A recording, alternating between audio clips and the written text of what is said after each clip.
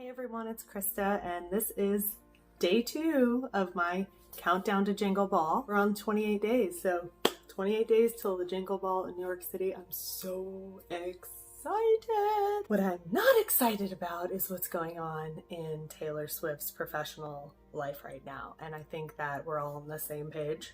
I was editing some video last night when she broke the story about what's going on, and I have to say, it was like a visceral reaction. It was like when somebody like messes with your kid, like that's where I was at. I was ready to fight. And I probably went a little overboard on my Instagram stories, but you know what? I don't care. Do not care, because those two deserve all the shade in the world right now. And honestly, they're really just kind of digging their own grave. You know, I know. So with that being said, it got me thinking about my own kind of relatability, which is something I do all the time. Like, Taylor writes a song. How does it relate to me? Like, sometimes it just falls on me like a ton of bricks. Other times it's just something that, you know, presents itself down the road. I'm like, oh my God, this is so the jam for this. I was thinking today, you know, about how she feels and how hard this must be for her and frustrating. And I was like, those are understatements. And just like how professional she's been when she was in Shanghai, just the fact that she had a total poker face on. I mean, I never would have known that she wasn't completely happy and like, you know, and she probably was like in those moments, but the fact of the matter is this was going on, and she pulled it together. She got on that stage in a country that is like about as foreign as it can get for her, and she nailed it. She killed it like she does everything else. And like, that's what's so amazing about her. One of the many things is she has so much grace and professionalism. But then at the same time, she's just like this, you know, quirky kind of person. And like, I just adore that about her. So I got to thinking, how can I put my brain where her brain is right now? Like, what is she feeling? And it brought me back to a really dark time during Reputation. Actually, right before Reputation was released, I was going through a professional issue. I'm a blogger. I have been. I'm coming in my 7th year now. And it's my full-time job. It's the main income in my household. I just want to say that. Thank you. Girl power. But it does not come with, you know, all glitter and glam. It has its share of professional conflicts.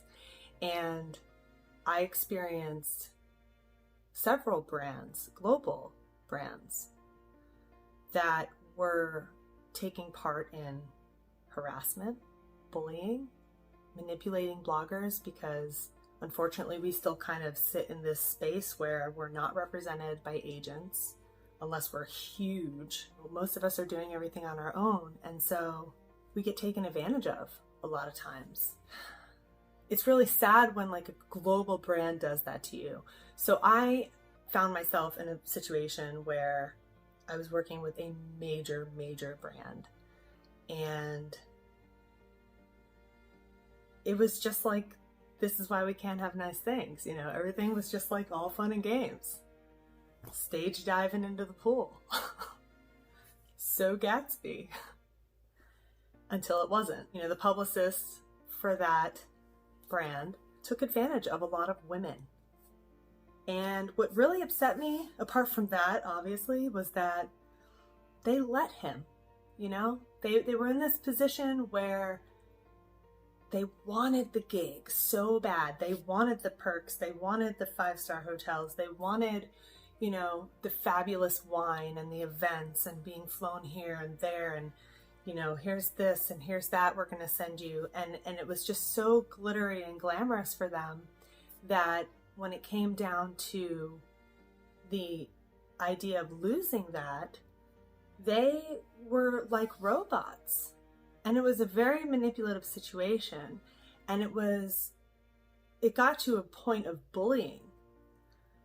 And nobody wanted to talk about it. That's the thing. Like, everybody's super hush-hush because, in the blogging industry and the entertainment industry, period, you really have a hard time trusting people. Everybody wants a piece of your success, and they will be your best friend and then turn around and stab you in the back. And so, this was going on and nobody wanted to talk about it. You had this one whispering to that one and this one whispering to that one, when you trust a couple people.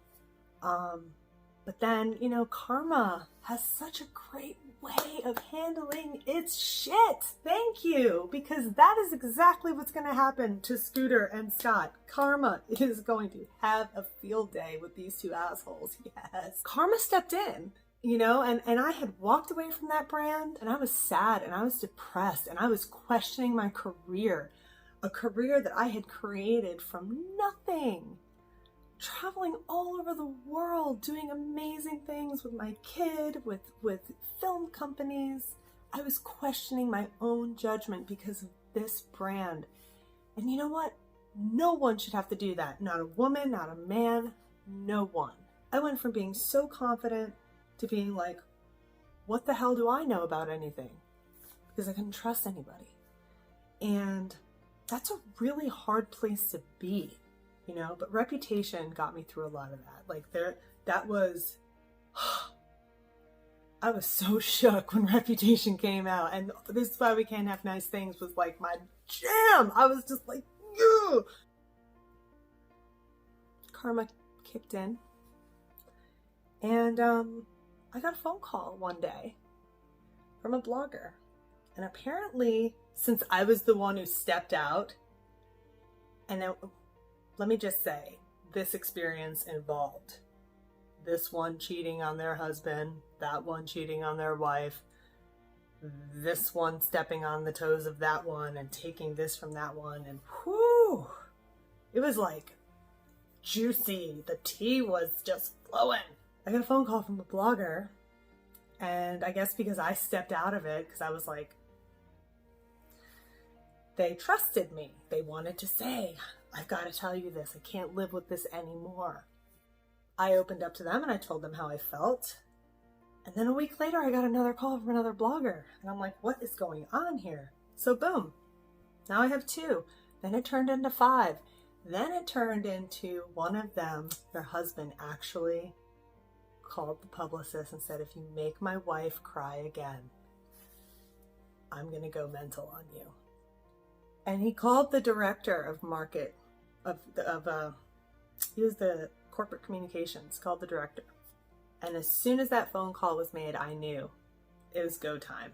I made my call. I wrote a statement, and one by one, like 20 bloggers followed suit. This was like 6 months after I had walked away from that company, but the stress, I was having nightmares. I didn't want to work with bloggers. I didn't want to work at events. I didn't want to do the work that I love because I just felt so betrayed. And I thought, if a global brand can do this, what the hell? I have no protection. I'm just going to stay in my little hole in my nice house and do my thing and work from home and screw all that. But it made me sad. Well, long story short, said publicist was fired and now works at a car wash. So, you know what? It's a car wash, or maybe some other small dealership. I don't know. But he's definitely not doing this anymore. Karma. So, 28 days till Jingle Ball. I wanted to just kind of bring up my little story and what Reputation did for me. And you know what? It's crazy because I found the love of my life during Reputation as well. It was November 11th, 2016, when I met my other half. And by the time Reputation came out, we were living together, and it was just I found love through my storm.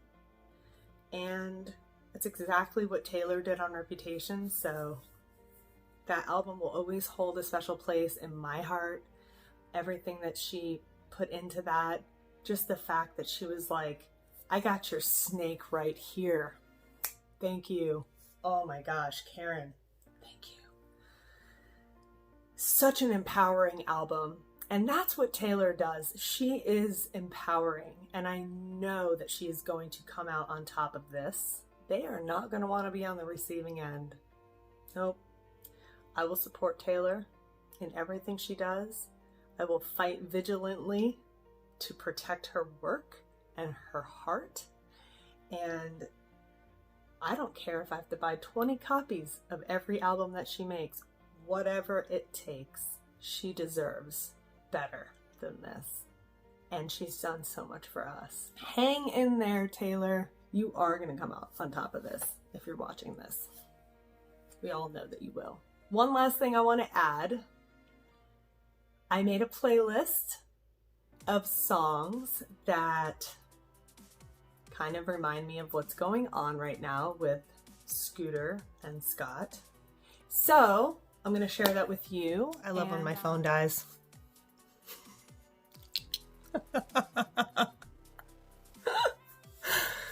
So check out the playlist and let me know what you think. I think you'll like it. Just don't stream it. We're almost there. 28 days.